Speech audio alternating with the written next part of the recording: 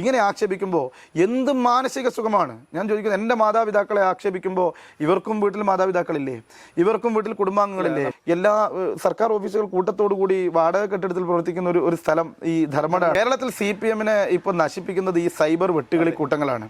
മുഖ്യമന്ത്രിയുടെ സ്വന്തം നാട്ടിൽ പനി വന്നാലോ ചുമ വന്നാലോ കിടത്തി ചികിത്സിക്കാൻ ഒരു ബെഡുള്ള ആശുപത്രി അദ്ദേഹം 10 വർഷക്കാലം മുഖ്യമന്ത്രി ആയിരിക്കുന്ന സ്ഥലത്ത് ഇവിടെ തുടങ്ങി കൊടുത്തിട്ടില്ല.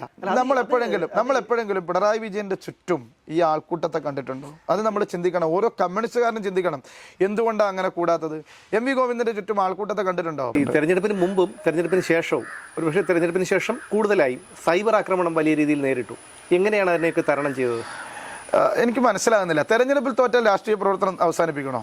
അത് CPM-ന്റെ സൈബർ ഹാൻഡിലുകളാണ് പറയേണ്ടത്. നമ്മൾ ഇപ്പോൾ ഇവിടെ ഒരുപാട് മഹാരഥന്മാർ തോറ്റിട്ടുണ്ട്. ഇപ്പോൾ EK നയനാർ കടന്നപ്പള്ളിയോട് തോറ്റിട്ടുണ്ട്, അദ്ദേഹം രാഷ്ട്രീയ പ്രവർത്തനം അവസാനിപ്പിച്ചോ? സഖാവ് അച്യുതാനന്ദൻ മാരാരിക്കുളത്ത് തോറ്റിട്ടുണ്ട്, അദ്ദേഹം രാഷ്ട്രീയ പ്രവർത്തനം അവസാനിപ്പിച്ചോ? ശൈലജ ടീച്ചർ വടകരയിൽ തോറ്റിട്ടുണ്ട്, രാഷ്ട്രീയ പ്രവർത്തനം അവസാനിപ്പിച്ചോ? P. ജയരാജൻ വടകരയിൽ തോറ്റിട്ടുണ്ട്, രാഷ്ട്രീയ പ്രവർത്തനം അവസാനിപ്പിച്ചോ? തെരഞ്ഞെടുപ്പ് രാഷ്ട്രീയ പൊതുപ്രവർത്തനം എന്ന് പറയുന്നത് ജനങ്ങളുടെ ഇടയിൽ നിൽക്കുക എന്നുള്ളതാണ്. രാഷ്ട്രീയ പ്രവർത്തനം എന്ന് പറയുന്നത് വിശ്വസിക്കുന്ന രാഷ്ട്രീയത്തെ പ്രചരിപ്പിക്കുക എന്നുള്ളതാണ്. അപ്പോൾ അതിൽ ഒരു തെരഞ്ഞെടുപ്പിൽ സാങ്കേതികമായ ഒരു പരാജയം ഉണ്ടായാൽ, ഇപ്പോൾ സിറ്റിംഗ് മണ്ഡലത്തിലാണെങ്കിൽ പറയാം, ആ പാർട്ടിയുടെ സിറ്റിംഗ് മണ്ഡലം ഏൽപ്പിച്ചു, അത് നിലനിർത്താൻ പറ്റിയില്ല, സ്വാഭാവികമായിട്ടും അതിൻ്റെ ധാർമ്മിക ഉത്തരവാദിത്തം ഏറ്റെടുക്കണം. എന്നെ ഏൽപ്പിച്ച 2 മണ്ഡലവും ഈ പറയുന്ന പോലെ അതിഭീകരമായ ഇടതുപക്ഷ ഭൂരിപക്ഷമുള്ള സ്ഥലത്ത് ഇത്രയും ഭൂരിപക്ഷം കുറച്ചു കൊണ്ടുവന്നു. അപ്പോൾ സ്വാഭാവികമായിട്ടും ഇടതുപക്ഷ പ്രവർത്തകർ പറയുന്നത് ഞാൻ എന്തൊക്കെ ആക്ഷേപമാണ്, പൊട്ടൻ എന്ന് വിളിക്കുന്നു, പിന്നെ അതുപോലെ തന്നെ മൊയന്ത്, ഈ മലബാറിലൊരു ഭാഷയാണ് മൊയന്ത്, ആക്ഷേപമാണ്. ഇതാണോ കമ്മ്യൂണിസ്റ്റ് ശൈലി? അതുപോലെ തന്നെ ഇവർ പറയാണ് 6 റൗണ്ട് MLA. ഞാൻ MLA ആണെന്ന് എവിടെയും പറഞ്ഞിട്ടില്ല. ഈ ഇത്രയും നേരം പിടിച്ചു നിന്നത് ലോകം മുഴുവൻ കണ്ടതാണ്. ഇപ്പം മാധ്യമങ്ങളിൽ ചില അഭിമുഖങ്ങൾ കൊടുത്തു എന്നുള്ളതാണ് വലിയ അപരാധമായി പറയുന്നത്. മാധ്യമങ്ങളോട് ഞാൻ യാഥാർത്ഥ്യമാണ് പറഞ്ഞത്. ഇവിടുത്തെ കമ്മ്യൂണിസ്റ്റുകാരുടെ വോട്ട് കിട്ടി, അല്ലെങ്കിൽ ഇവിടെ കമ്മ്യൂണിസ്റ്റ് പാർട്ടിയുടെ അടിത്തറ ഇളകി, അത് പിണറായി വിജയനെ കൊണ്ടാണ്. അപ്പോൾ സ്വാഭാവികമായിട്ടും ഞാൻ എൻ്റെ പ്രവർത്തനമാണ് വിശദീകരിച്ചത്. ഞാൻ തെരഞ്ഞെടുപ്പ് രംഗത്ത് ഒരു ഘട്ടത്തിലും ഞാൻ പിണറായി വിജയനെ വ്യക്തിപരമായി അധിക്ഷേപിച്ചില്ല. ഒരു വിഷയവും ഞാൻ പറഞ്ഞിട്ടില്ല. ഞാൻ പറഞ്ഞത് മുഴുവൻ ധർമ്മടത്തെ വികസന പ്രശ്നങ്ങളാണ്. മുഴപ്പിലങ്ങാടിലേക്ക് റോഡില്ല, അല്ലെങ്കിൽ ഈ ബോട്ട് ജെട്ടികൾ കെട്ടിയിട്ടിട്ട് ഇവിടെ ബോട്ട് ഓടുന്നില്ല. എഡ്യൂസിറ്റിയിൽ ഒരു നില കെട്ടിടത്തിന് അപ്പുറത്തേക്ക് അവിടെ പൂർണ്ണമായിട്ടില്ല. 10 വർഷം അധികാരം ഉണ്ടായിരുന്ന ഒരാളാണ്. ഇവിടെ എയർപോർട്ട് റോഡിന്റെ പേരിൽ ജനങ്ങൾ ഉപദ്രവിക്കുന്നു. ചക്കരക്കൽ ടൗൺ വികസനത്തിന്റെ പേരിൽ ജനത്തെ വെല്ലുവിളിക്കുന്നു. ഞാൻ ഇവിടുത്തെ അടിസ്ഥാന പ്രശ്നങ്ങളാണ് പറഞ്ഞത്. മനയത്താൻ പറമ്പിൽ വ്യവസായ പാർക്കിന് വേണ്ടി ഭൂമി ഏറ്റെടുത്തിട്ട് അവർക്ക് നഷ്ടപരിഹാരം കിട്ടുന്നില്ല. ഞാൻ ഈ വിഷയങ്ങളെ ഓരോന്ന് അഡ്രസ്സ് ചെയ്തു. ഞാൻ പറഞ്ഞു ഇവിടെ ഒരു ബെഡ് പോലും ഇല്ല. ഈ കേരളത്തിലെ ആരോഗ്യരംഗം, പുകൾപെറ്റ ആരോഗ്യരംഗം, ഇത് ശൈലജ ടീച്ചർ പറഞ്ഞത് അമേരിക്കയിൽ നിന്ന് ആളുകൾ മരുന്നിന് വേണ്ടി വിളിക്കുന്നു പറയുമ്പോൾ, മുഖ്യമന്ത്രിയുടെ സ്വന്തം നാട്ടിൽ പനി വന്നാലോ ചുമ വന്നാലോ കിടത്തി ചികിത്സിക്കാൻ ഒരു ബെഡുള്ള ആശുപത്രി അദ്ദേഹം 10 വർഷക്കാലം മുഖ്യമന്ത്രി ആയിരിക്കുന്ന സ്ഥലത്ത് ഇവിടെ തുടങ്ങി കൊടുത്തിട്ടില്ല. കെട്ടിടങ്ങളുണ്ട്, പക്ഷേ അതുപോലെ അദ്ദേഹത്തിൻ്റെ എല്ലാ സർക്കാർ ഓഫീസുകൾ കൂട്ടത്തോടു കൂടി വാടക കെട്ടിടത്തിൽ പ്രവർത്തിക്കുന്ന ഒരു സ്ഥലം ഈ ധർമ്മടാണ്. ഒന്നുമില്ല ഇവിടെ. ഒരു മിനി സിവിൽ സ്റ്റേഷൻ ഇവിടെ ഉണ്ടോ എന്ന് ചോദിച്ചാൽ ഇല്ല. അദ്ദേഹത്തിൻ്റെ വസ്തുനികുതി അടക്കുന്ന കെട്ടിടത്തിൻ്റെ പരിതാപകരമായ രംഗം പാതിരാട് പോയി നോക്കിയാൽ, നമുക്ക് വെങ്ങാട് പഞ്ചായത്ത് പോയി നോക്കിയാൽ മനസ്സിലാവും. ഞാൻ പറഞ്ഞു വന്നത് മുഴുവൻ ഇവിടുത്തെ വികസന പ്രശ്നങ്ങളാണ്, ഇവിടുത്തെ തീരദേശത്തെ മത്സ്യത്തൊഴിലാളികളുടെ പ്രശ്നങ്ങളാണ്, കർഷക തൊഴിലാളികളുടെ പ്രശ്നങ്ങളാണ്.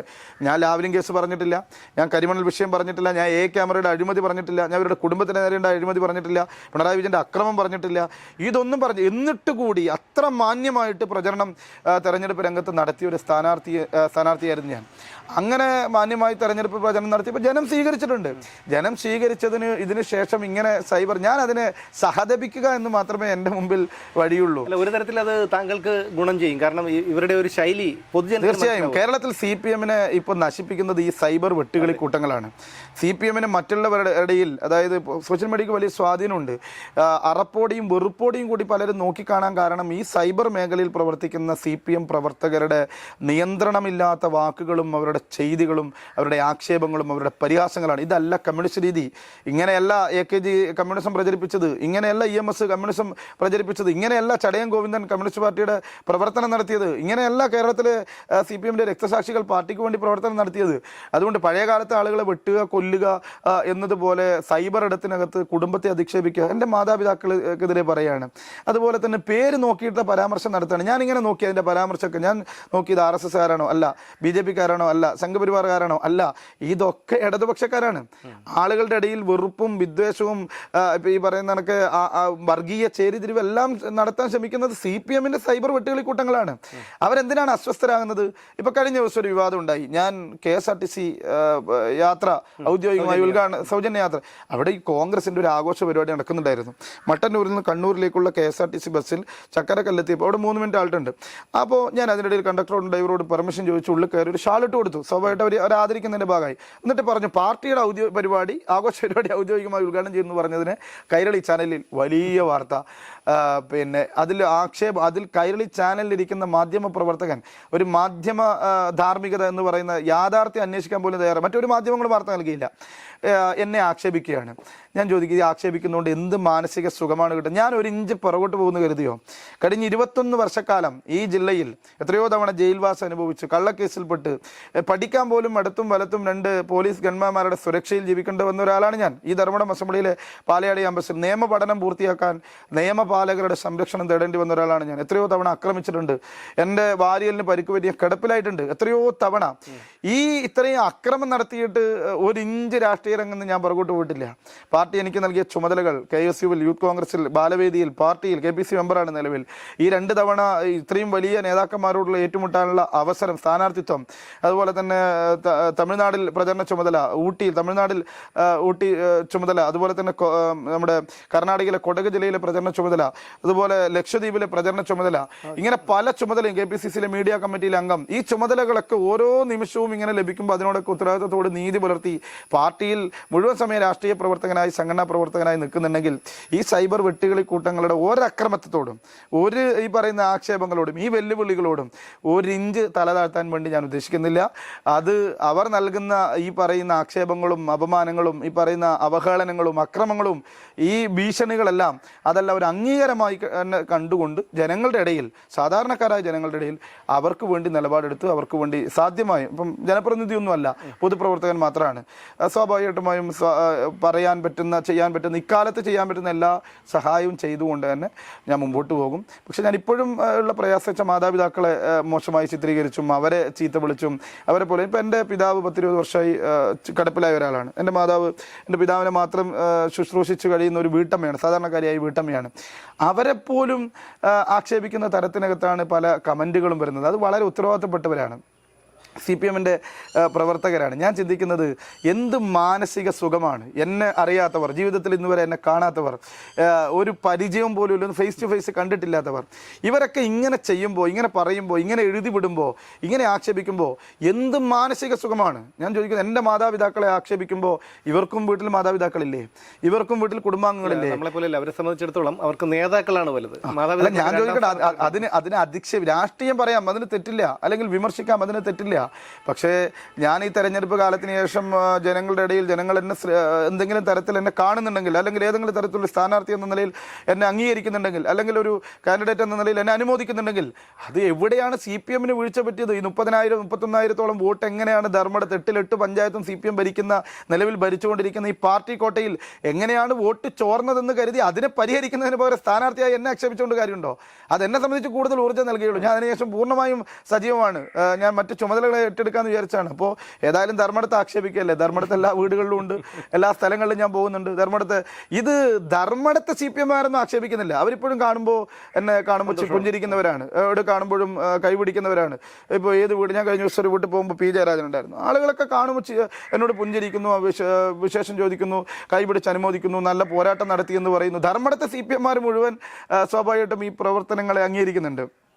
അതുപോലെ തന്നെ എൻ്റെ കാലയളവിൽ സംഘടനാ പ്രവർത്തനം നടത്തിയ SFI DYF നേതാക്കന്മാരുടെ ജില്ലയിൽ അവർക്കൊക്കെ എന്നെ അറിയാം. ഞാൻ SM കോളേജിൽ പഠിച്ചിട്ടുണ്ട്. ഞാൻ 10-15 വർഷക്കാലത്തോളം KSUവിൻ്റെ നേതൃനിരയിൽ നിന്ന ഒരാളാണ്, യൂണിറ്റ് പ്രസിഡന്റ് തൊട്ട് സംസ്ഥാന വൈസ് പ്രസിഡന്റ് വരെ. അക്കാലയളവിൽ കണ്ണൂരിലുണ്ടായ എല്ലാ സാമൂഹ്യ പ്രവർത്തനങ്ങളിലും പൊതുപ്രവർത്തനങ്ങളിലും സജീവമായിട്ട് ഇടപെടുകയ MLA ഉൾപ്പെടെയുണ്ട്. അവരാരും പറയുന്നില്ല, കാരണം നമ്മൾ അറിയുന്നവരാരും പറയില്ല.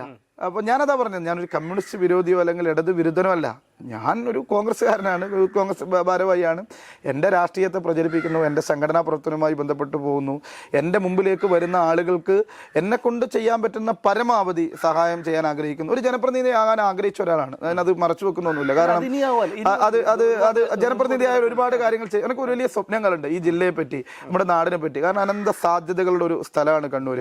തീരദേശം, ഇത്രയും മനോഹരമായ തീരദേശം. നമ്മുടെ എന്താ പറയുക, മാഹി തീരം തൊട്ട് ഇങ്ങോട്ട് തലശ്ശേരിയിലായാലും ആയാലും മുഴപ്പിലങ്ങാടിലെ ലോകോത്തര പ്രശസ്തമായ ബീച്ചായാലും നമ്മുടെ ഡ്രൈവിംഗ് ബീച്ചായാലും അതുപോലെ ഏഴര ബീച്ചും തോട്ടട ബീച്ചും മുഴപ്പിലങ്ങാടും അതുപോലെ ചൂട്ടാടും നമ്മുടെ അഴീക്കോട് മേഖലയിലുള്ള മീൻകുന്നും ഉൾപ്പെടെ ഒരുപാട് സാധ്യതകളുള്ള രാമന്തളി കണ്ണൂരിൻ്റെ തീരദേശം പോലെ ടൂറിസം രംഗത്ത് സാധ്യതയുള്ള മറ്റൊരു മേഖലയില്ല, മറ്റൊരു ജില്ലയില്ല.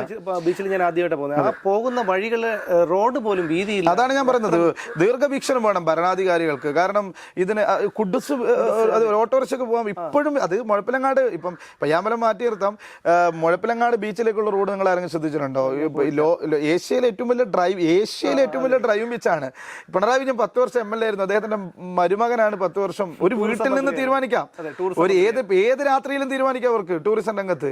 അവിടെ കുറച്ച് നിർമ്മാണം ഉണ്ടെന്നല്ലാതെ അടിസ്ഥാനപരമായി ഒന്നും നടത്തിയില്ല. അപ്പോൾ എന്നെ സംബന്ധിച്ച് വലിയ സ്വപ്നങ്ങളുണ്ട്. ഇപ്പോൾ ആയിക്കര, അതുപോലെ തന്നെ അഴീക്കൽ, അങ്ങനെ ഒരുപാട്. പിന്നെ അതുപോലെ ഈ കണ്ണൂരിനോളം വിഭവ സമ്പത്ത് ഇപ്പം ഹില്ലേരിയയിൽ പൈതൽമല ഉൾപ്പെടെ കുട്ടത്തലച്ചി ഉൾപ്പെടെയുള്ള ഒരുപാട് ടൂറിസം കേന്ദ്രങ്ങളുണ്ട്, അതിനെ വികസിപ്പിക്കാൻ.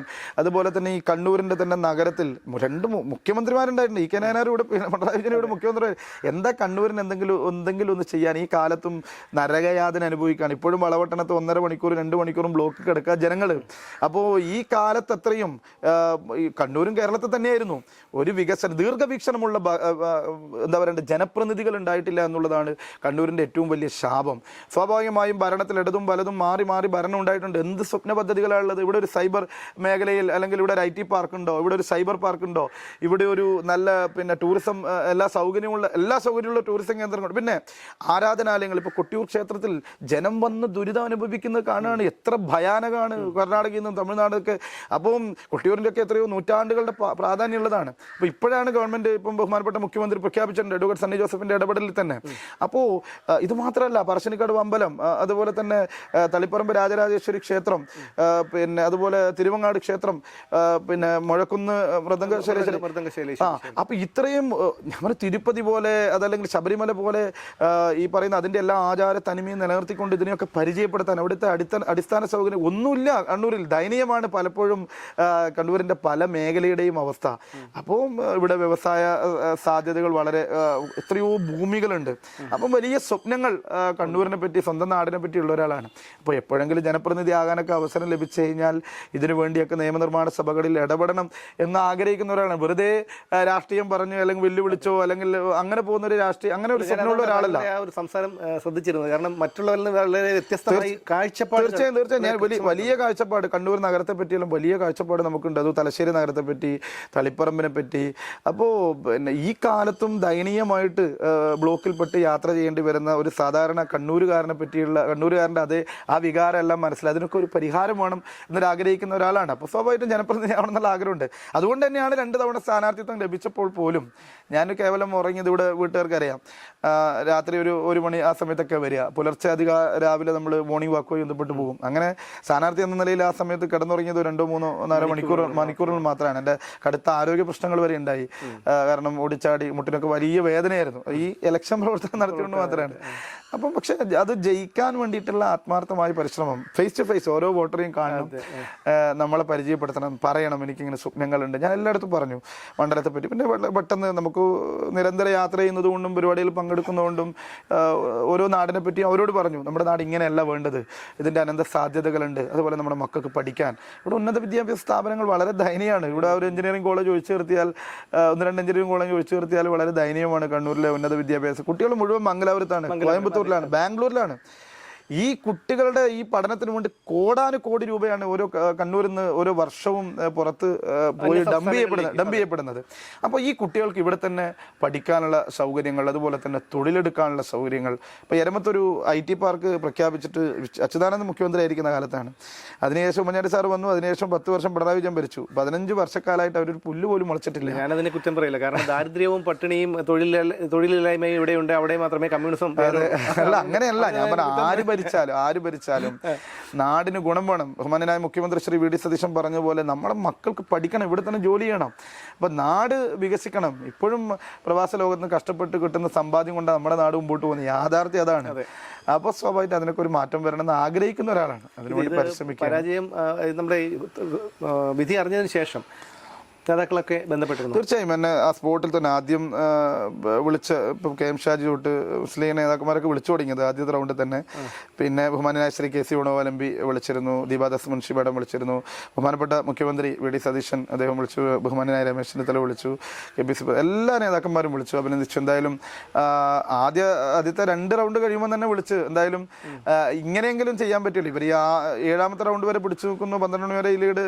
ആ സമയത്ത് അവസാന 3 പഞ്ചായത്തുകളിലാണ് അവർക്ക് അതിശക്തമായ ലീഡ് വന്നത്. അതുവരെ പിടിച്ചു നിൽക്കുന്നു ആദ്യഘട്ടത്തിൽ ആരും കരുതില്ല. പക്ഷേ ആദ്യഘട്ടത്തിൽ തന്നെ നല്ലൊരു പോരാട്ടം നടത്തി എന്നുള്ള രീതിയിൽ വിളിച്ച് അഭിനന്ദിച്ചു. അതിനുശേഷവും നേതാക്കന്മാരൊക്കെ കണ്ടു, എല്ലാവരും ചേർത്ത് പിടിച്ചു. രാഷ്ട്രീയ രംഗത്ത് ശക്തമായി തുടരണം, അതുപോലെ തന്നെ സംഘടനാ രംഗത്ത് നിൽക്കണം, പാർട്ടി അർഹിക്കുന്ന എല്ലാ അംഗീകാരങ്ങളും നൽകുമെന്നും എല്ലാ രീതിയിലൊക്കെ ഉറപ്പ് നൽകിയിട്ടുണ്ട്. ഞാൻ എന്ത് തന്നെയായാലും, അത് സംഘടനാ രംഗത്തായാലും അത് പാർട്ടി നേതൃത്വം പറയുന്ന ഏത് ചുമതലയും അത് ഏറ്റെടുത്ത് വളരെ സജീവമായിട്ട് തന്നെ. എന്നെ സംബന്ധിച്ചൊരു കടപ്പാടുണ്ട്. ഏകദേശം തളിപ്പറമ്പിലും ധർമ്മടത്തായിട്ട് 1.5 ലക്ഷത്തോളം ജനങ്ങൾ കൈപ്പത്തി ചിഹ്നത്തിൽ വോട്ട് ചെയ്തിട്ടുണ്ട്. സ്ഥാനാർത്ഥി എന്ന നിലയിൽ ഞാൻ കൂടി അതിൻ്റെ ഭാഗവാക്കാണ്. അപ്പം വിശ്വസിച്ച് വോട്ട് ചെയ്ത ജനങ്ങളോടൊപ്പം നിൽക്കേണ്ട ബാധ്യതയോടെ അപ്പോൾ തളിപ്പറമ്പിലെയും ധർമ്മടത്തെയും ജനങ്ങളോടൊപ്പം നിൽക്കണം.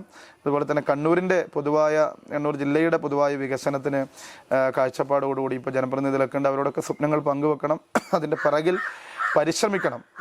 പിന്നെ യുവജനങ്ങളുടെ കാര്യത്തിൽ കൂടുതൽ ഇപ്പോൾ നമ്മളൊരു ചെറുപ്പക്കാരൻ എന്ന നിലയിൽ അനുഭവിക്കുന്ന ഒരുപാട് പ്രയാസങ്ങളുണ്ട്. സഹപ്രവർത്തകർ ഓരോ പ്രയാസവും പ്രശ്നവും പറഞ്ഞിട്ട് ജനങ്ങൾ വിളിക്കുകയാണ്. അപ്പോൾ നമ്മൾ പലപ്പോഴും നിസ്സഹായരായി പോവുകയാണ്. അവരുടെയൊക്കെ ജോലി പ്രശ്നങ്ങൾ, അവരുടെയൊക്കെ തൊഴിൽ മേഖലയിലെ പ്രയാസങ്ങൾ. അപ്പോൾ സ്വാഭാവികമായിട്ടും അതൊക്കെ നല്ല രീതിയിൽ പരിഹരിക്കപ്പെടും. പുതിയ പിറവിക്ക് വേണ്ടി UDF സർക്കാർ വന്നതുകൊണ്ട് പരിഹരിക്കപ്പെടുമെന്ന് പ്രതീക്ഷയുണ്ട്. അവർക്ക് വേണ്ടിയിട്ടൊക്കെ പ്രവർത്തിക്കണം, നിലപാടെടുക്കണം എന്നുള്ള ആഗ്രഹമാണ്. സജീവം മുമ്പോട്ട് പോകും. അതിനുശേഷം എപ്പോഴെങ്കിലും MP ഗോവിന്ദനെയോ പിണറായി വിജയനെയോ നേരിട്ട് കാണേണ്ട ഒരു ഇത് വന്നിട്ടുണ്ടോ? ഞാൻ ഗോവിന്ദൻ മാഷ് അതിനുശേഷം 2-3 വേദികളിൽ കണ്ടിട്ടുണ്ട്. വളരെ നല്ല രീതിയിൽ തന്നെ അദ്ദേഹത്തിൻ്റെ വീട്ടിൽ ഒരു ആവശ്യവുമായി ബന്ധപ്പെട്ട് ആവശ്യമല്ല, ഒരു സന്ദർശനം നടത്തിയിട്ടുണ്ട് അതിനുശേഷം. അപ്പോൾ വളരെ സ്നേഹത്തോടു കൂടിയാണ് അദ്ദേഹത്തിൻ്റെ ഭാര്യ PK ശ്യാമള, പ്രകാശ് മാഷും ഉണ്ടായിരുന്നു. അവർ വന്ന് വീട്ടിന് പുറത്തേക്ക് വന്ന് തന്നെ സ്വീകരിച്ച് വീട്ടിലുള്ളിൽ പോയി. മാഷ് നല്ല രീതിയിൽ തന്നെ സംസാരിച്ചു. അങ്ങനെ വ്യക്തിപരമായിട്ട് മാഷ് ശക്തമായി വിമർശിക്കുമ്പോഴും മാഷോട് അങ്ങനെ എന്താ പറയുക വ്യക്തിപരമായില്ല. അദ്ദേഹത്തിൻ്റെ മകൻ, 2ാമത്തെ മകൻ, ഞാൻ കോടതിയിൽ പ്രാക്ടീസ് ചെയ്തുകൊണ്ടിരിക്കുമ്പോൾ ഞങ്ങൾ നല്ല സുഹൃത്തുക്കളായിരുന്നു. എനിക്കറിയില്ലായിരുന്നു അദ്ദേഹത്തിൻ്റെ മകനാണെന്നുള്ളത്. കുറേ കഴിഞ്ഞാണ് അദ്ദേഹത്തിൻ്റെ മകൻ, 2ാമത്തെ മകൻ രംഗീന്ദ്രൻ പരിചയപ്പെടുന്നത്. ഞങ്ങളടുത്ത സുഹൃത്തുക്കളാണ്, കോടതിയിൽ ഒരുമിച്ച്. ഞാൻ പലപ്പോഴും SDM കോർട്ടിൽ അഡ്വക്കേറ്റാണ്, 2ാമത്തെ മകൻ അഭിഭാഷകനാണ്, ഇപ്പോൾ ഹൈക്കോർട്ടിലാണ് തോന്നുന്നു. അപ്പോൾ തളിപ്പറമ്പ് കോടതിയിൽ നിക്കോളസ് വക്കീലിൻ്റെ ജൂനിയറായിട്ട് അദ്ദേഹം പ്രാക്ടീസ് ചെയ്യുന്ന കാലത്ത് രംഗീതിൻ്റെ ഞാൻ പലപ്പോഴും ഫയൽ ഏൽപ്പിക്കുക. SDM കോർട്ടിൽ മറ്റു കോടതികളിൽ ഇങ്ങനെ ഫയൽ ഏൽപ്പിച്ചു പോലെ, ഞാനും ജൂനിയർ വക്കീലായിരുന്നു ആ സമയത്ത്. ഞാൻ രംഗീതിനെയാണ് ഫയൽ ഏൽപ്പിക്കുക. എൻ്റെ ഫയൽ കൃത്യമായിട്ട് രംഗീത് നോക്കും. രംഗീത് അല്ല, ഞാൻ അറിയില്ല. അപ്പോൾ ഞങ്ങളിങ്ങനെ സംസാരിച്ചുകൊണ്ടിരിക്കുമ്പോൾ ഒരു ദിവസം വേറൊരു SFI നേതാവായിരുന്ന വക്കീൽ പറഞ്ഞു, നിങ്ങൾ ഭയങ്കര സുഹൃത്തുക്കളാണല്ലോ എന്ന് പറഞ്ഞു. ഞാൻ പറഞ്ഞാൽ അതിനെന്താ, അല്ല അപ്പം അവളോട് പറയുന്നത് മാഷ മോനാന്ന് അറിഞ്ഞുകൊണ്ടാണോ എന്ന് ചോദിച്ചു. അപ്പം ഞാൻ രംഗീതിനോട് ചോദിച്ചു, എന്താണ് നീ എന്നോട് ഇതുവരെ പറയാതിരുന്നത്? അല്ല, നിങ്ങളിനി അത് അറിഞ്ഞിട്ട് നിങ്ങൾ എന്നോട് മിണ്ടില്ല എന്ന് വിചാരിച്ചു. ഞാൻ പറഞ്ഞു അങ്ങനെയൊന്നുമില്ല, നല്ല സുഹൃത്തുക്കളാണ്. രംഗീത് വളരെ കുറച്ചും കൂടി മൂത്ത ആളുടെ പേരിലാണ് കുറേയൊക്കെ ആരോപണങ്ങളൊക്കെ പറയുന്നത്. രംഗീത് കുറേയും കൂടെ ഫ്രണ്ട്ലി ആണ്. അല്ല, തീർച്ചയായും അവർക്കൊക്കെ വളരെ നല്ല രീതിയിൽ ഗോവിന്ദൻ മാഷനായിരുന്നാലും പിണറായി വിജയനായിരുന്നു ഒക്കെ പ്രവർത്തിക്കാം. പക്ഷെ എന്തുകൊണ്ടാണ് അവർക്ക് ഒരു ഇങ്ങനെ ആയി പോയത് എന്ന് മനസ്സിലായി. സഖാവ് പിണറായി വിജയനെ ഞാൻ ഇതുവരെ നേരിൽ കണ്ട് സംസാരിച്ചിട്ടില്ല. അങ്ങനെ അതിൽ പിന്നെ ധർമ്മടത്തെ സാറിന് വോട്ടർമാർക്ക് പോലും കിട്ടിയിട്ടില്ല അവസരം. അവരുടെ നേതാക്കന്മാർക്ക് പോലും കാണാൻ പറ്റില്ല എന്നൊക്കെ പറയുന്നുണ്ടല്ലോ. ഈ സ്റ്റേജിൽ കയറി കൈവീശി പോകുന്നല്ലാതെ അദ്ദേഹത്തിന്റെ വീട്ടിൽ ഇപ്പം എപ്പോഴെങ്കിലും അദ്ദേഹത്തിന് ഇപ്പം ഞാൻ പറയാം, VD സതീശന്റെ വീട്ടിൽ, ബഹുമാന്യ മുഖ്യമന്ത്രിയുടെ വീട്ടിൽ, അതുപോലെ തന്നെ രമേശ് ചെന്നിത്തലയുടെ വീട്ടിൽ, ശ്രീ K സുധാകരന്റെ വീട്ടിലൊക്കെ ഇങ്ങനെ വീട്ടിലേക്കല്ല, ഞാനിപ്പോൾ അങ്ങനെ പറയുന്ന ഒരാളല്ല. കാരണം ജനത്തോടൊപ്പം ജനത്തിന്റെ വീട്ടിൽ പോയി ചോദിക്കണം എന്ന് പറയുന്ന ഒരാളാണ്. എൻ്റെ ഒരു കൺസെപ്റ്റ് അതാ, വോട്ട് ചെയ്താൽ വോട്ടറുടെ വോട്ട്, നമ്മൾ വോട്ട് ചോദിക്കാൻ വീട്ടിലാണല്ലോ പോവുക. അപ്പോൾ സ്വാഭാവികമായിട്ടും അവരുടെ കാര്യങ്ങൾ ചെയ്തു കൊടുക്കാനും ഓരോ വോട്ടറുടെയും വീട്ടിൽ പോയിട്ട് നമ്മൾ ചോദിക്കണം. പക്ഷേ പരിമിതികളുണ്ട് സമയത്ത്. പക്ഷേ എന്നാൽ പോലും ഇവരുടെയൊക്കെ വീടുകൾ ജനങ്ങൾക്ക് മുമ്പിൽ തുറന്നിട്ടിരിക്കുകയാണ്. പക്ഷേ പിണറായി വിജയന്റെ വീട്ടിൽ ഇന്ന് വരെ ആരെങ്കിലും പിണറായി വിജയൻ നോക്കുന്നതോ കാണുന്നതോ ഒരാളോട് സംസാരിക്കുന്നതോ? വീട്ടിലല്ല, പിണറായി വിജയൻ മുഖ്യമന്ത്രി ആയിരുന്ന സമയത്ത് ഓഫീസിൽ പോലും നിൽക്കാൻ. ഇപ്പം VD സതീശൻ നിൽക്കുന്നിടത്ത് മഹാസമ്മേളനം പോലെ ജനം ഇങ്ങനെ കൂടുകയാണ്. നമ്മൾ ഈ തേനീച്ച വന്ന് കൂടുന്ന പോലെ. അപ്പോൾ ഉമ്മൻചാണ്ടി സാറിന്, രമേശ് ചെന്നിത്തല ഹരിപ്പാടിലെ വീട്ടിലൊക്കെ ചില സമയം കാലുകുത്ത ശ്രീ KC വേണുഗോപാൽ ആലപ്പുഴയിൽ വരുന്ന ദിവസം നമ്മുടെ വീട്ടിൽ അടുത്തേക്ക് പോലും പ്രവേശിക്കാൻ നമുക്ക് എന്താ പറയുക, അത്രയും ജനക്കൂട്ടാണ്. നമ്മൾ എപ്പോഴെങ്കിലും പിണറായി വിജയന്റെ ചുറ്റും ഈ ആൾക്കൂട്ടത്തെ കണ്ടിട്ടുണ്ടോ? അത് നമ്മൾ ചിന്തിക്കണം. ഓരോ കമ്മ്യൂണിസ്റ്റുകാരനും ചിന്തിക്കണം, എന്തുകൊണ്ടാണ് അങ്ങനെ കൂടാത്തത്? MV ഗോവിന്ദന്റെ ചുറ്റും ആൾക്കൂട്ടത്തെ കണ്ടിട്ടുണ്ടോ? പിണറായി വിജയൻ പരിപാടി നടത്തിയിട്ടുണ്ട് വലിയ സ്റ്റേജിൽ, പൗരപ്രമുഖന്മാർക്ക് ഒരു രാവിലെ ഒരു പ്രഭാത ഭക്ഷണം. ഞാൻ ചോദിക്കട്ടെ, ഒരു സാധാരണ CPM പ്രവർത്തകനോട് ആരാ പൗരപ്രമുഖൻ? ബ്രാഞ്ച് സെക്രട്ടറി പൗരപ്രമുഖനാണോ? അല്ല. ഏരിയ സെക്രട്ടറി പൗരപ്രമുഖനാണോ? അല്ല. അതായത് ആ നാട്ടിലെ വലിയ സമ്പന്നനും ജാതി മത നേതാക്കന്മാരും അവരോടൊത്ത് പ്രഭാത ഭക്ഷണം. നേരെ മറിച്ച് എന്താ, എന്നിട്ട് നേരെ നവകേരള സദസ്സിലേക്ക് കയറിപ്പോയിട്ട് മൂപ്പരെ കൈവീശിയിട്ട് അങ്ങ് പോകും. അതെല്ലാം ഉദ്യോഗസ്ഥന്മാരുടെ കയ്യിൽ പരാതി കൊടുത്തുള്ള. ഇതെന്ത് നയമാണ്? അതാണ് ഞാൻ പറഞ്ഞത്, ഒരു രാജാധികാരത്തിൻ്റെ ഒരു സ്വഭാവമാണ്, ഒരു എന്താ പറയുക, ഫ്യൂഡൽ മാടമ്പിത്തരം ശരിക്കും കണ്ടത് ഈ നവകേരള സദസ്സിലാണ്. ആരെങ്കിലും പ്രതികരിച്ചോ? അല്ല, എനിക്ക് തോന്നുന്നു അദ്ദേഹത്തിനെ പോലെ നിർഭാഗ്യവാനായ ഒരു രാഷ്ട്രീയക്കാരൻ കേരളത്തിലില്ല. ഭാഗ്യവാനായത്, അതായത് ഭാഗ്യവാനും നിർഭാഗ്യവാനുമായത്. കാരണം ഭാഗ്യവാനായിരുന്ന സമയത്ത് അദ്ദേഹം അതെല്ലാം അനുഭവിച്ചു. അദ്ദേഹത്തിന്റെ ഭാഗ്യമൊക്കെ പോയ സമയത്താണ് ഇപ്പോൾ എ.ഡി. തോമസ് പോലും വന്നിട്ട് അദ്ദേഹത്തിന് പരിചയപ്പെടുത്തുകയാണ്. അപ്പോൾ ഞാൻ വ്യക്തി എന്ന നിലയിൽ അങ്ങനെ ഇതാക്കൊന്നും ചെയ്യുന്നില്ല. അങ്ങനെ അല്ല, ശരിയാണ്. പക്ഷെ അദ്ദേഹത്തെ താഴ്ത്തി കെട്ടുന്നൊന്നുമില്ല. പക്ഷേ അദ്ദേഹവും അദ്ദേഹത്തെ പിന്തുണക്കുന്നവരും ഇതിനെന്നിട്ട് വാഴ്ത്തുപാട്ടുകളാണ്. ഈ നേരത്തെ പറഞ്ഞതുപോലെ ഇദ്ദേഹത്തിൻ്റെ ഈ ശൈലിയോട് നമ്മൾ കണ്ടതാണ്. വീട്ടിൽ സഖാവെ ഒരു ചോദ്യം ചോദിച്ചോട്ട് ഒരു ബ്രാഞ്ച് സെക്രട്ടറി ചോദിക്കുന്നത്, അപ്പോൾ പറയാം, നീ പോയി നിന്റെ വീട്ടിൽ പോയി ചോദിക്കണം, അത് വീട്ടിൽ പോയി ചോദിച്ചോണം. ആ ശൈലി അപകടമാണ്. ആ ശൈലിയോടാണ് എതിർപ്പ്. ആ ശൈലിയോടുള്ള എതിർപ്പ് പരസ്യമായി പറയുക തന്നെ വേണം. തിരുത്തുന്നില്ല എന്ന് മാത്രമല്ല, ഇപ്പം ഇത്രയും വലിയ കനത്ത പരാജയം ഉണ്ടായപ്പോൾ അതിനെ ജനങ്ങളുടെ മുന്നിൽ പരിഹസിച്ചുകൊണ്ട് ഇവരെന്നെ തുടരുകയാണ്. ഇവർ തന്നെ പ്രതിപക്ഷ നേതാവാണ്, ഇവർ തന്നെ പാർട്ടി സെക്രട്ടറിയെ തുടരുകയാണ്. ജനത്തിൻ്റെ മുന്നിൽ എന്ത് തിരുത്താനാണ്? കമ്മ്യൂണിസ്റ്റ് പാർട്ടി തകരണമെന്ന് ആരും ആഗ്രഹിക്കുന്നില്ല. പക്ഷേ തകർച്ചയ്ക്ക് കാരണക്കാരായവർ തന്നെ ഇപ്പോഴും നേതൃസ്ഥാനത്ത് തുടരുകയാണ്. ഇപ്പോൾ വീണ തൈക്കണ്ടിയുടെ വിഷയം വന്നു. എന്താ വിഷയം? വീണ തൈക്കണ്ടിയുമായി ബന്ധപ്പെട്ട അന്വേഷണം. ഏകദേശം ഇതുപോലെ ഒരു കേന്ദ്ര ഏജൻസി കോടിയേരി ബാലകൃഷ്ണൻ്റെ വീട്ടിൽ കയറി ആരെങ്കിലും മുദ്രാവാക്യം വിളിക്കാനുണ്ടായിരുന്നോ? അതാണ് ഞാൻ ചോദിച്ചത്. കോടിയേരി ബാലകൃഷ്ണൻ്റെ ഭാര്യ വിനോദിനി ബാലകൃഷ്ണൻ ജീവിച്ചിരിപ്പുണ്ട്. CPM നേതാക്കന്മാർ പോയി മാപ്പ് പറയണം, ഈ ജയരാജന്മാരും ശൈലജ ടീച്ചർ ഉൾപ്പെടെ. എന്തുകൊണ്ടാണ്? ഞങ്ങൾ പിണറായി വിജയൻ്റെ മകളുടെ നേരെ ആരോപണം വന്നാൽ മാത്രമേ ഇടപെടുള്ളൂ, കോടിയേരിയുടെ മകന് നേരെ വന്നാൽ ഇടപെടില്ല. അത് കണ്ടതല്ലേ കേരളം? അതെന്തിനാണ്? വീണ അന്വേഷണത്തിൻ്റെ വഴിക്ക് പോകട്ടെ, അങ്ങനെയല്ലേ പറയേണ്ടത്? മടിയിൽ കനമില്ല എന്നൊക്കെ മൈക്കിന് മുന്നിൽ പറയുന്നുണ്ടല്ലോ. ഈ പാവപ്പെട്ട തിരുവനന്തപുരത്തെ 10-40 സഹാക്കൾ ഒരു മാസക്കാലമായി ജയിലിൽ കിടക്കുകയാണ്. എന്തിനു വേണ്ടിയിട്ടാ? ഉപ്പ് കുറുക്കി സത്യാഗ്രഹം നടത്തിയിട്ടാണോ? അല്ല ഏതെങ്കിലും സാധാരണക്കാരൻ്റെ അവകാശങ്ങൾക്ക് വേണ്ടിയാണോ? വീണ തൈക്കണ്ടിയുടെ അക്കൗണ്ടിലേക്ക് കരിമണൽ കർത്തയുടെ നിന്ന് പണം വന്നു. അതെങ്ങനെയാണെന്ന് ചോദിച്ചറിയാൻ ED വന്നതിന് എന്തിനാ ഈ പാവപ്പെട്ട സഹാക്കളെ ഇങ്ങനെ കുരുതി കൊടുത്തത്? അത് ഈ കേരളത്തിലെ ജനം ചോദിക്കണം. അപ്പോൾ ആ ശൈലി, പിണറായി വിജയൻ്റെ ശൈലി അപകടകരമായിരുന്നു. ഒരു ഭരണാധികാരി എന്ന നിലയിൽ ഒട്ടും മാതൃകാപരമായിരുന്നില്ല. അപ്പോൾ അത് തിരുത്തേണ്ടടുത്ത് CPM തിരുത്തണം എന്നുള്ള ആവശ്യമാണ്. ഈ ഒറ്റ ചോദ്യം കൂടി, കാരണം താങ്കൾ എവിടെയോ പോകാൻ അത്യാവശ്യമായിട്ടിരിക്കുകയായിരുന്നു, ഞങ്ങൾ താമസിച്ചു പോയതാണ്. ഈ PV അബ്ദുൽ റഷീദ് എന്ന് പറയുന്ന രാഷ്ട്രീയക്കാരനെ മാത്രമേ ജനങ്ങൾക്ക് അറിയാവൂ. താങ്കളുടെ ഒരു വ്യക്തി ജീവിതത്തെക്കുറിച്ച് അറിയാനും പൊതുസമൂഹത്തിന് ആഗ്രഹമുണ്ട്. തീർച്ചയായും. ഞാൻ ഒരു സാധാരണ കർഷക കുടുംബത്തിൽ, കണ്ണൂർ ജില്ലയിലെ മലയോര കുടിയേറ്റ എൻ്റെ കുടുംബ പശ്ചാത്തലം ഒക്കെ തളിപ്പറമ്പാണ്. തളിപ്പറമ്പിലെ മയ്യിലും കുട്ടിയാട്ടൂരും ഒക്കെ ആയിട്ടാണ് എൻ്റെ ഉപ്പയുടെ കുടുംബം. എൻ്റെ ഉമ്മയുടെ കുടുംബം പയ്യന്നൂർ അസംബ്ലിയിലെ ചെറുപുഴയുടെ അടുത്തുള്ള പാടിച്ചാലിലാണ്. അപ്പോൾ ഒരു കുടിയേറ്റത്തിൻ്റെ ഭാഗമായിട്ട്, കാർഷിക ആവശ്യത്തിൻ്റെ ഭാഗമായിട്ട് ഉപ്പയുടെ കുടുംബം അങ്ങോട്ട് കുടിയേറിയതാണ് ചെറുപുഴയിലേക്ക്. അവിടെ ഒരു സാധാരണ കർഷക കുടുംബത്തിലാണ് ഞാൻ ജനിച്ചതും വളർന്നതൊക്കെ. പക്ഷേ കുടുംബ പശ്ചാത്തലം എല്ലാം തളിപ്പറമ്പിലാണ്. അവിടെ ഒരു ഉപ്പ കോൺഗ്രസിൻ്റെ പ്രവർത്തകനായിരുന്നു. പിന്നെ DICയിലേക്ക് ലീഡർ പോയപ്പോൾ ആ DICയിൽ ആവേശം ഉൾക്കൊണ്ട് DICയുടെ വരെ ലീഡർ കൂടെ സഞ്ചരിച്ച ആ ഒരു രാഷ്ട്രീയത്തെ മുറുകെ പിടിച്ച ഒരാളാണ്. അപ്പോൾ ഉമ്മയ്ക്കും അടിയുടിച്ച രാഷ്ട്രീയം. ഉപ്പ DIC പോകുമ്പോഴും ഉമ്മ കോൺഗ്രസിന്, വാർഡിൽ DIC സ്ഥാനാർത്ഥി നിന്നപ്പോൾ ഉപ്പ DICക്ക് വോട്ട് ചെയ്തു. ഇടതുപക്ഷത്തിൻ്റെ കൂടെയായിരുന്നു, ഉമ്മ കോൺഗ്രസിന് വോട്ട്. അങ്ങനെ നല്ല രാഷ്ട്രീയ പാരമ്പര്യമുള്ള രാഷ്ട്രീയ ബോധ്യമുള്ളൊരു കുടുംബത്തിലാണ് ഞാൻ എൻ്റെ ചെറുപ്പം കണ്ട് അങ്ങനെ വളർന്നവരാണ്. വീടിൻ്റെ അടുത്തൊരു കോൺഗ്രസ് നിയന്ത്രണത്തിലുള്ളൊരു ക്ലബ്ബിലാണ് സജീവമായിട്ട് ബാലവേദി പ്രവർത്തകനായിരുന്നു. ആ സമയത്ത് ഒരു ട്യൂട്ടോറിയൽ കോളേജിൽ അന്നത്തെ പ്രാദേശിക നേതാക്കന്മാർ വന്ന് ക്ലാസ് എടുക്കുമായിരുന്നു. കോൺഗ്രസിൻ്റെ ഒരു നല്ല പ്രവർത്തനം നടന്നു. ഇപ്പോഴും കോൺഗ്രസിൻ്റെ വലിയ സ്വാധീനമുള്ളൊരു സ്ഥലമാണ്. അങ്ങനെ കോൺഗ്രസിൻ്റെ ഒരു ഗ്രാമം എന്ന് പറയുന്ന തരത്തിലുള്ള ഒരു പ്രദേശമാണ്. ഇപ്പോഴും കോൺഗ്രസ് മാത്രം ജയിക്കുന്ന സ്ഥലമാണ്. അപ്പോൾ അവിടെ പാർട്ടി നേതാക്കന്മാരൊക്കെ വന്ന് ഇങ്ങനെ ഇന്ദിരാഗാന്ധിയെക്കുറിച്ചും രാജീവ് ഗാന്ധിയെക്കുറിച്ചൊക്കെ സംഘടന ക്ലാസ് എടുക്കുമായിരുന്നു. അവിടുത്തെ ഒരു പഴയ ക്രൈസ്റ്റ് കോളേജ് ഉണ്ട്. അങ്ങനെ ക്ലാസ് എടുക്കാൻ വന്നൊരു നൂറുദ്ദീൻ എന്ന് പറഞ്ഞൊരു വ്യക്തി പിന്നീട് CPM പോയിട്ട് അദ്ദേഹം ബ്ലോക്ക് പഞ്ചായത്ത് പ്രസിഡൻ്റൊക്കെ ആയി. പക്ഷേ അന്ന് ലഭിച്ച ഒരു പാർട്ടി ക്ലാസ്സുകളുടെ അല്ലെങ്കിൽ പാർട്ടിയുമായി ബന്ധപ്പെട്ട അറിവുകൾ അത് വലിയ ആകാംക്ഷയായി. അങ്ങനെ ഹൈസ്കൂളിൽ തന്നെ സജീവമായിട്ട് KSUവിൻ്റെ പ്രവർത്തനം, ഹൈസ്കൂളിൽ യൂണിറ്റൊക്കെ ഇട്ടിട്ട് നമ്മൾ പ്രാദേശികമായിട്ട് ഒരു കലാവേദി യൂണിറ്റ് ഇട്ടു. അതിൻ്റെ ബാലവേദി പ്രസിഡൻ്റായിരുന്നു, ഒരു കോൺഗ്രസ് ആഭിമുഖ്യത്തിൽ തന്നെ. അത് കഴിഞ്ഞ് ഹൈസ്കൂളിൽ തന്നെ KSUവിൻ്റെ നേതൃരംഗത്തേക്ക് വന്നു. ഹയർ സെക്കൻഡറിയിൽ രാഷ്ട്രീയം ഉള്ളൊരു സ്കൂൾ തേടി പിടിച്ചു പോയി. മാനേജ്മെൻറ്റ് സ്കൂളിൽ നിന്ന് മാറി ഒരു ഗവൺമെൻറ് സ്കൂളിൽ പോയി. അവിടെ ലീഡറായി, യൂണിറ്റ് കെ എസ് യു കമ്മിറ്റിയുടെ പ്രസിഡൻ്റായി, ബ്ലോക്ക് കെ എസ് യു കമ്മിറ്റിയുടെ, പിന്നെ പടിപടിയായി. കാരണം ചെറിയ പ്രായത്തിൽ തന്നെ സ്കൂൾ വിദ്യാഭ്യാസ കാലത്ത് തന്നെ ഞാൻ ജില്ലയിലെ കെ എസ് യുവിൻ്റെ പരിപാടികളിലൊക്കെ, സമരങ്ങളിലും സംഘടനാ പരിപാടികളിലും ക്യാമ്പിലൊക്കെ സജീവമായിരുന്നു. അങ്ങനെ ബാലവേദിയിൽ കോൺഗ്രസിൻ്റെ ബാലസംഘടന 2007 രൂപം കൊണ്ടതിന് ശേഷം അത് ആദ്യമായി അതിൻ്റെ കോർഡിനേറ്ററായി, അതിന് ബ്ലോക്ക് ചെയർമാനായി, അതിന് ജില്ലാ കോർഡിനേറ്ററായി. ശ്രീ ജി വി ഹരി സംസ്ഥാന ചെയർമാനായിരിക്കുന്ന സമയത്ത് തന്നെ ജില്ലാ ചെയർമാനായി, ഏറ്റവും പ്രായം കുറഞ്ഞ ജില്ലാ ചെയർമാനായിരുന്നു, കണ്ണൂർ ജില്ലാ ചെയർമാനായി. അന്ന് DCC പ്രസിഡന്റ് അന്തരിച്ചു പോയ പി രാമകൃഷ്ണനായിരുന്നു. DCC ഓഫീസിലൊരു മുറി എനിക്ക് തന്നു. അപ്പം ഒരു കസേരയും ചെയറൊക്കെ ഇട്ട് ബാലവേദി ചെയർമാൻ എന്നൊക്കെ പറഞ്ഞ് ഓഫീസ് സെക്രട്ടറി തൊട്ടുമുറിയിൽ ചെറിയ പ്രായത്തിലൊരു അംഗീകാരം ലഭിച്ചതാണ്. DCCയിലൊക്കെ ഒരു മുറി കിട്ടുക എന്ന് പറയുന്നത് സ്വന്തമായിട്ട് വലിയ കാര്യമാണ്. 2007 10-18 വർഷം മുമ്പ്.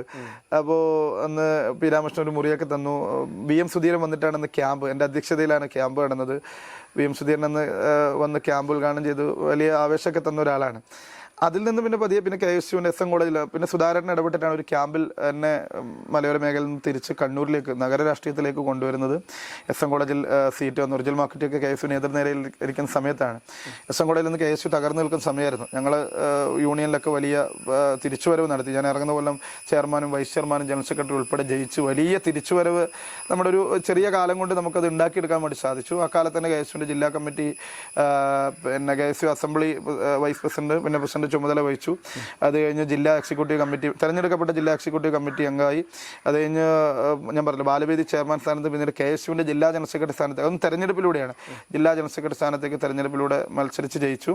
പിന്നെ ആ സമയത്താണ് എല്ലായിടത്തും പ്രസംഗത്തിന് വേണ്ടി, അപ്പോൾ സുധാകരൻ വണ്ടി കൊണ്ടുവരുന്ന സുധാകരന് വലിയ ഇഷ്ടമായിരുന്നു. സുധാകരൻ എപ്പോഴും പറയും എനിക്ക് 3 ആൺകുട്ടികളാണ്, അദ്ദേഹത്തിൻ്റെ 2 മക്കളുടെ കൂടെ ടീച്ചറോട് ഇരിക്കാൻ പറഞ്ഞു എനിക്ക് നമുക്ക് 3 മക്കളാണെന്നൊക്കെ പറഞ്ഞു. അദ്ദേഹം അങ്ങനെ കൊണ്ടു നടന്ന് പ്രോത്സാഹിപ്പിച്ചിരുന്നു എല്ലായിടത്തും പ്രസംഗം. പി രാമകൃഷ്ണനും സമാനമായിട്ട് തന്നെ ഇവിടെയൊക്കെ പരിപാടി ഉണ്ടാകുമ്പോൾ ഇവരുടെ വാഹനങ്ങൾ വിളിച്ചു കൊണ്ടുപോകും, എന്നിട്ട് എന്നെ ആദ്യം പ്രസംഗിപ്പിക്കും, അത് കഴിഞ്ഞിട്ട് അവർ പ്രസംഗിക്കാറുള്ളൂ. അപ്പോൾ ഒരു കൗതുകം, കുറച്ചും കൂടെ ചെറിയ പ്രായമല്ലേ, അതൊക്കെ വലിയ പ്രോത്സാഹനമായി. അതോടൊപ്പം തന്നെ ജില്ലയിലെ എല്ലാ നേതാക്കന്മാരുടെയും വലിയ പ്രോത്സാഹനവും പിന്തുണയും കിട്ടിയിട്ടുണ്ട്. പിന്നീട് സംസ്ഥാനം മുഴുവൻ സഞ്ചരിച്ചു. ശ്രീ ജോസഫ് വാഴക്കൻ അദ്ദേഹം കുറേ വലിയ രീതിയിൽ പ്രോത്സാഹിപ്പിച്ചിട്ടുണ്ട്. പിന്നെ റോജി M ജോണും ഹൈബി ഈഡനും 2 NSU പ്രസിഡന്റ്മാരായിരുന്ന കാലത്താണ് KSUവിൻ്റെ നേതൃനിരയിലേക്ക് എന്നെ വളർത്തിക്കൊണ്ടുവരുന്നത്. പിന്നെ KSU ജില്ലാ ജനറൽ സെക്രട്ടറി സ്ഥാനത്ത്, പിന്നീട് ജില്ലാ പ്രസിഡന്റായിട്ടൊരു ചെറിയ കാലം ഞാൻ കണ്ണൂർ ജില്ലാ പ്രസിഡന്റായ സമയത്ത് ജനീഷ് ഇപ്പോഴത്തെ മന്ത്രി തൃശ്ശൂർ ജില്ലാ പ്രസിഡന്റായിരുന്നു, പത്തനംതിട്ട ജില്ലാ പ്രസിഡന്റായിരുന്നു, മുൻ യൂത്ത് കോൺഗ്രസ് പ്രസിഡന്റ് രാഹുൽ മാങ്കൂട്ടത്തിൽ, ഞങ്ങളൊക്കെ സമാന കാലത്താണ്. അഭിജിത്ത് അന്ന് ഇപ്പോഴത്തെ ബാലുശ്ശേരി MLA, കോഴിക്കോട് ജില്ലാ പ്രസിഡന്റ്, ഞങ്ങളൊക്കെ ഒരേ ബാച്ചിൽ അങ്ങ് പ്രഖ്യാപിക്കപ്പെട്ടവരാണ്. അപ്പോൾ പിന്നീട് അന്ന് അബിൻ വർക്ക് NSUവിൻ്റെ ദേശീയ കമ്മിറ്റി, ഞങ്ങൾ NSU ദേശീയ കമ്മിറ്റി അംഗമായി. ഞാൻ KSU സംസ്ഥാന തെരഞ്ഞെടുപ്പിലൂടെയാണ്, ഞാൻ അഭിജിത്തും തമ്മിലായിരുന്നു പ്രസിഡന്റ് സ്ഥാനത്തേക്ക് മത്സരിച്ചു. അഭിജിത്ത് പ്രസിഡന്റായി, ഞാൻ ഫസ്റ്റ് വൈസ് പ്രസിഡന്റായി. ഞങ്ങൾ മികച്ച രീതിയിൽ ആ കമ്മിറ്റിയിൽ NSU ഭാരവാഹി ആയിരുന്നു. ഞങ്ങൾ ആ മികച്ച രീതിയിൽ ആ കമ്മിറ്റിയെ കൊണ്ടുപോയി ഒരുപാട് സമരങ്ങളൊക്കെ നേതൃത്വം നൽകി. അഭിജിത്ത് ജയിലിൽ കിടക്കുമ്പോൾ ഞാൻ സമരം നയിച്ചിട്ടുണ്ട്. അങ്ങനെ ഞങ്ങൾ നിരന്തരം ജയിൽവാസവും അക്രമവും കേസുകളും ഒരുപാട് കേസുകളിൽ സമരവുമായി ബന്ധപ്പെട്ട് പ്രതിയായിട്ടുണ്ട്. അങ്ങനെ മികച്ച രീതിയിൽ പ്രവർത്തിക്കുമ്പോഴാണ് അപ്പോൾ ആ സമയത്ത് തന്നെ തളിപ്പറമ്പിൽ സ്ഥാനാർത്ഥിത്വം ലഭിച്ചു. ആ പോരാട്ടത്തിൻ്റെ ഒരു അംഗീകാരം എന്നോണാണ് KPCC മെമ്പറായി. കേരളത്തിലെ ഏറ്റവും പ്രായം കുറഞ്ഞ KPCC മെമ്പർമാരാണ് ഞാനും അഭിജിത്തും. ഞങ്ങളെ KPCC മെമ്പറാക്കി കോളയാട് ബ്ലോക്കിൽ നിന്ന് മുമ്പ് DGP ആസിഫ് അലി സാറായിരുന്നു അവിടുത്തെ മെമ്പർ. ആ പോസ്റ്റിലേക്ക് എന്നെ കൊണ്ടുവന്നു, KPCC മെമ്പറാക്കിയിട്ട് അവിടെ നിന്ന് KPCC മെമ്പറാക്കി കൊണ്ടുവന്നു. അതിനുശേഷം യൂത്ത് കോൺഗ്രസിൻ്റെ പിന്നെ സംസ്ഥാന കമ്മിറ്റിയിൽ ശ്രീ രാഹുൽ പ്രസിഡന്റായിരുന്ന, അബിൻ വൈസ് പ്രസിഡന്റായ കമ്മിറ്റിയിൽ തെരഞ്ഞെടുക്കപ്പെട്ട എല്ലാം തെരഞ്ഞെടുപ്പിലൂടെയാണ്. ഞാൻ അങ്ങനെ സ്വാഭാവികമായിട്ട് സംഘടനാ തെരഞ്ഞെടുപ്പിൽ ഒറ്റയ്ക്ക് തന്നെയാണ്, ഒരു പാനലിൻ്റെ ഇതൊന്നും അല്ല. പക്ഷേ പരമാവധി പിന്നെ രമേശ് ചെന്നിത്തലയുടെ വലിയ സഹായം രാഷ്ട്രീയ രംഗത്ത് കണ്ടിട്ടുണ്ട്. VD സതീശൻ്റെ പിന്തുണ കിട്ടിയിട്ടുണ്ട്. ഇവരെല്ലാവരുടെയും പ്രോത്സാഹനം, ശ്രീ KC വേണുഗോപാലിൻ്റെ പ്രോത്സാഹനം ഉണ്ടായിട്ടുണ്ട്. എൻ്റെ കല്യാണത്തിന് ശ്രീ KC വേണുഗോപാൽ ഡൽഹിയിൽ നിന്ന് കല്യാണത്തിന് മാത്രമായിട്ട് വന്നിട്ടുണ്ട്. അദ്ദേഹം എൻ്റെ mother in law municipal chairperson ആയിരുന്നു, അവരൊക്കെ ആയിട്ടുള്ള ബന്ധമുണ്ട്. അപ്പോൾ അദ്ദേഹം കല്യാണത്തിനായിട്ട് കണ്ണൂരിൽ വന്നിട്ടുണ്ട്. അതുപോലെ ശ്രീ VD സതീശൻ എന്ന എറണാകുളത്ത് നിന്ന് കല്യാണത്തിനായിട്ട് കണ്ണൂരിൽ വന്നിട്ടുണ്ട്. വലിയ സ്നേഹവും ഇഷ്ടമാണ്. ആ ബന്ധമൊക്കെ ഒരേപോലെ ഞാൻ നിലനിർത്തിയിട്ടുണ്ട്. അവരൊക്കെ നിരന്തരം സന്ദർശിച്ചും ആ സ്നേഹബന്ധവും ബഹുമാനവും നിലനിർത്തിയിട്ടുണ്ട്. ശ്രീ രമേശ്, അതുപോലെ ഉമ്മൻചാണ്ടി സാർ അന്ന് സുഖമില്ലാതെ അദ്ദേഹത്തിന് ചെറിയ പനിയായിരുന്നു, കിടപ്പിലായിരുന്നു. ഈ കല്യാണത്തിനായിട്ടൊന്ന് അദ്ദേഹം ഫ്ലൈറ്റിലേക്ക് കയറി വന്നതാണ്. അങ്ങനെ എല്ലാ നേതാക്കന്മാരും ശ്രീ VM സുധീരൻ ഉൾപ്പെടെ എല്ലാവരുടെയും പിന്തുണയും പ്രോത്സാഹനം, നമ്മൾ ഈ ചെറുപ്പക്കാരായി ഇപ്പോഴത്തെ ജയിച്ചു വന്ന MLA-മാരും DCC പ്രസിഡന്റുമാരും ഉൾപ്പെടെ എല്ലാവരുടെയും സഹായം, പിന്നെ കണ്ണൂർ ജില്ലയിലെ നേതാക്കന്മാർ, അങ്ങനെ ഒരു മറ്റ് താല്പര്യങ്ങൾക്കപ്പുറത്തേക്ക് എല്ലാവരുടെയും പിന്തുണയും പ്രോത്സാഹനമൊക്കെ നിരന്തരം ലഭിച്ചിട്ടുണ്ട്. അങ്ങനെ എല്ലാ തരത്തിലും ഒരു പ്രോത്സാഹനം നേതാക്കന്മാരുടെ ഭാഗത്ത് നിന്ന് കിട്ടിയിട്ടുണ്ട്. അങ്ങനെ KPC മെമ്പറായി ഇരിക്കുമ്പോൾ തന്നെയാണ് യൂത്ത് കോൺഗ്രസിൻ്റെ, പിന്നെ ഞാൻ നേതാക്കന്മാരുടെ അനുമതിയോടുകൂടിയാണ് പാർട്ടി ഭാരവാഹി ഇരിക്കുമ്പോൾ തന്നെ യൂത്ത് കോൺഗ്രസിൻ്റെ സംസ്ഥാന കമ്മിറ്റിയിലേക്ക് മത്സരിച്ചു. ജനറൽ കാറ്റഗറിയിൽ തന്നെ സംസ്ഥാന ജനറൽ സെക്രട്ടറിയായി. ഇതിൻ്റെ ഇടയിൽ ഞാൻ കല്യാണം കഴിച്ചത് കണ്ണൂർ മുനിസിപ്പൽ ചെയർപേഴ്സൻ്റെ മകളെയാണ്. ഭാര്യ ഡോക്ടറാണ്. 2 ചെറിയ മക്കൾ. മോന് LKG ആണ്, പിന്നെ LKG കഴിഞ്ഞു, ഇപ്പോൾ UKG കയറി. മോള് 1 വയസ്സുള്ളൊരു മോളും ഉണ്ട്, 2 കുട്ടികളും. പിന്നെ അഡ്വക്കേറ്റാണ്. 2018 തന്നെ എൻറോൾ ചെയ്തിരുന്നു. അതിനുശേഷം ആദ്യം ജൂനിയറായിട്ട് ജില്ലാ കോടതിയിലും പിന്നീട് പയ്യന്നൂർ കോടതിയിൽ നൗഷാദ് വക്കീലിൻ്റെ കീഴിലും പ്രാക്ടീസ് ചെയ്തു. സ്വന്തമായിട്ട് ഓഫീസിട്ട് ഇപ്പോൾ 2 വർഷത്തോളമാണ്. ഒരു പാർട്ണറുണ്ട്, ജൂനിയർ വക്കീലുണ്ട്, FR അസോസിയേറ്റ് എന്ന് പറയും. എൻ്റെ സ്ഥാപനം മുന്നോട്ട് പോകുന്നുണ്ട്. ചെറിയ ഞാൻ എല്ലാ മേഖലയിലും തൊഴിലെടുത്ത ഒരാളാണ്. സ്കൂൾ വിദ്യാർത്ഥി ആയിരിക്കുമ്പോൾ തന്നെ ഹോട്ടൽ തൊഴിലാളിയായിരുന്നു, കാറ്ററിങ്ങിൻ്റെ മേഖലയിൽ തൊഴിൽ ചെയ്തിട്ടുണ്ട്, പത്രവിതരണക്കാരനായിട്ടുണ്ട്, ഓട്ടോറിക്ഷ ഓടിച്ചിട്ടുണ്ട്. അങ്ങനെ എല്ലാ മേഖലയിലും. പിന്നെ സ്വാഭാവികമായിട്ട് കാർഷിക മേഖലയൂടെ ആയതുകൊണ്ട് നന്നായിട്ട് കൃഷിപ്പണി, വീട്ടിൽ പശുവൊക്കെ ഉള്ളതുകൊണ്ട് ഒരു ക്ഷീരകർഷക കുടുംബമാണ്. അങ്ങനെ എല്ലാ മേഖലയെക്കുറിച്ചും നല്ല ധാരണ, കാരണം നമ്മുടെ അനുഭവമാണ്, നമ്മുടെ ജീവിതാനുഭവമാണ്. അതിനുശേഷം പല ജോലികളും, എൻ്റെ പഠനത്തിന് ആവശ്യമായ എല്ലാ കാര്യങ്ങളും ഞാൻ പൊതുപ്രവർത്തനം നടത്തുമ്പോഴും രാഷ്ട്രീയ പ്രവർത്തനം നടത്തുമ്പോഴും സംഘടനാ പ്രവർത്തനം നടത്തുമ്പോഴും എൻ്റെ വരുമാനത്തിലുള്ള എല്ലാ സാധ്യതകളും ഞാൻ തന്നെയാണ് ഏൺ ചെയ്ത് കണ്ടെത്തിയിട്ടുള്ളത്. അങ്ങനെ തൊഴിലെടുത്തുകൊണ്ട് പഠിച്ച ഒരാളാണ്. ഈവൻറ്റ് മാനേജ്മെൻറ്റ് ടീമുമായി സഹകരിച്ച് ഞങ്ങളിങ്ങനെ പിന്നെ ഓരോ സ്ഥാപനങ്ങളുടെ വർക്കൊക്കെ ഏറ്റെടുത്ത് അതൊക്കെ ചെയ്ത് തീർക്കുമായിരുന്നു. പിന്നീട് അഭിഭാഷകനായി പിന്നെ ഞാൻ തളിപ്പറമ്പ് താലൂക്ക് ലീഗൽ സർവീസ് അതോറിറ്റിയുടെ പാനൽ ലോയറായി ഒരുപാട് നിയമ പഠന ക്ലാസ്സുകൾ നയിച്ചിട്ടുണ്ട്. പ്രധാനമായിട്ടും എനിക്കൊന്ന് ഏറ്റവും കൂടുതൽ ക്ലാസ് എടുത്തിട്ടുണ്ടാവുക ഞങ്ങൾ 3-4 വക്കീലന്മാരാണ്. കോളനികളിലും അതുപോലെ തന്നെ ഉന്നതികൾ, ഇപ്പോൾ അങ്ങനെ പറയാം, ഉന്നതികളിൽ, അതുപോലെ തന്നെ സാധാരണ ആദിവാസി വിഭാഗത്തിൻ്റെ മേഖലകളിലൊക്കെ ഒരുപാട് ക്ലാസ്സുകൾ, കണ്ണൂരിലെ മലയോര മേഖലകളിൽ സ്ത്രീകൾക്ക് വേണ്ടിയിട്ട്, കുട്ടികൾക്ക് വേണ്ടിയിട്ട്, അതുപോലെ ഹരിജൻ ഹോസ്റ്റലുകളിൽ അതിനൊക്കെ ഒരുപാട് ക്ലാസ് എടുക്കാൻ വേണ്ടി പോയിട്ടുണ്ട്. അവിടെയൊക്കെ നിയമ ബോധവൽക്കരണം നടത്തിയിട്ടുണ്ട്. അപ്പോൾ അതിലേക്കൂടെ അത് സ്വാഭാവികമായിട്ടും ലീഗൽ സർവീസ് അതോറിറ്റിയുടെ കീഴിൽ അതിൽ വരുമാനമുണ്ട്. ഒരു ക്ലാസ് എടുത്താൽ 1000 രൂപ കിട്ടും. അങ്ങനെ രാവിലെ കോടതി പോവും, അത് കഴിഞ്ഞ് വൈകുന്നേരം ക്ലാസ് എടുക്കാൻ പോകും, അത് കഴിഞ്ഞ് നമ്മുടെ സംഘടനാ പ്രവർത്തനത്തിന് പോകും. ഒക്കെ വേഷപ്പകർച്ചയാണ്. കോട്ടും ഗൗണും ഇട്ട്, അത് കഴിഞ്ഞ് പിന്നെ ഈ പറയുന്ന പോലെ പാൻറ്റും ഷർട്ടും ഇട്ട്, അത് കഴിഞ്ഞ് വൈകുന്നേരം ഇതേ ബാഗിൽ തന്നെ ഒരു സെറ്റ് കതറും മുണ്ടും ഉണ്ടാവും. ഞാൻ എൻ്റെ ഒരു ദിവസം 3 തരത്തിൽ വേഷപ്പകർച്ച ഉണ്ടാവും. അപ്പോൾ അത് അങ്ങനെ പല ദിവസങ്ങളിലും അതറിയാം. താലൂക്ക് ലീഗൽ സർവീസ് അതോറിറ്റിക്കാർക്ക് കൃത്യമായിട്ട് അറിയാം ഞാൻ വേഷം മാറിയിട്ട് പോകുന്നത്. അപ്പോൾ അങ്ങനെ സജീവമായി പോകുന്നതിൻ്റെ ഇടയിലാണ് എല്ലായിടത്തും പ്രസംഗിക്കാനും പോകും. വൈകുന്നേരങ്ങളിലൊക്കെ അത്യാവശ്യം പൊതുയോഗമൊക്കെ ഉണ്ടാകും. നന്നായി പാർട്ടി പ്രചരണം നടത്തും. പിന്നെ സമരങ്ങളിലൊക്കെ സജീവമായി പങ്കെടുക്കും, എല്ലാ കാര്യത്തിനും മുമ്പിൽ നിൽക്കും. അങ്ങനെയാണ് ധർമ്മടത്ത് ഇതിൻ്റെ ഇടയിലൊക്കെ തളിപ്പറമ്പിന് വേണ്ടിയിട്ടുള്ള ഒരുക്കങ്ങൾ ഉണ്ടായിരുന്നു. അതിൻ്റെ ഇടയിലാണ് ധർമ്മടത്ത് സ്ഥാനാർത്ഥിത്വം ലഭിച്ചത്. പിന്നെ ശേഷം നടന്നത് ജനങ്ങൾക്ക് മുഴുവൻ അറിയാം. അപ്പോൾ എന്തായാലും ഇതൊരു തോൽവിയാണെന്ന് കേരളത്തിലെ ജനങ്ങൾ കരുതുന്നില്ല. കാരണം ഇത് താങ്കളുടെ വിജയമാണ്. അപ്പോൾ അതുകൊണ്ട് തന്നെ ഇനിയും തെരഞ്ഞെടുപ്പുകൾ വരുന്നുണ്ട്. അപ്പോൾ PV അബ്ദുൾ റഷീദ് ഇനിയിപ്പോൾ MLA മാത്രമല്ല, കേരളത്തിൻ്റെ ഒരു മന്ത്രിയായി തന്നെ വരും എന്ന് ആശംസിക്കുന്നില്ല. അജണ്ട വെച്ചിട്ടുള്ള രാഷ്ട്രീയ പ്രവർത്തനമില്ല. പക്ഷേ എന്താ പറയുക, വെറും ഒരു ആശംസയല്ല. കാരണം നമ്മൾ ഒരുപാട് ആൾക്കാരുമായിട്ട് സംസാരിക്കുന്നത്, പക്ഷേ ഇത്രയും ദീർഘവീക്ഷണമുള്ള, അത്രയും കാര്യങ്ങൾ വ്യക്തതയോടെയും കൃത്യതയോടെയും പറയുന്ന, അത് അങ്ങനെയുള്ള ആൾക്കാർ മുന്നോട്ട് വരണം. അതുകൊണ്ടാണ് ഞാൻ പറയുന്നത്. എന്തായാലും അതൊരു വെറും ആശംസയായിട്ട് കരുതണ്ട. ഇനി അങ്ങനെ കരുതിയാലും കുഴപ്പമില്ല. അടുത്ത തവണ താങ്കൾ മന്ത്രിയായതിനു ശേഷം ഞാൻ താങ്കളെ ഒന്ന് കാണാം എന്തായാലും. Okay thank you. ഓക്കെ.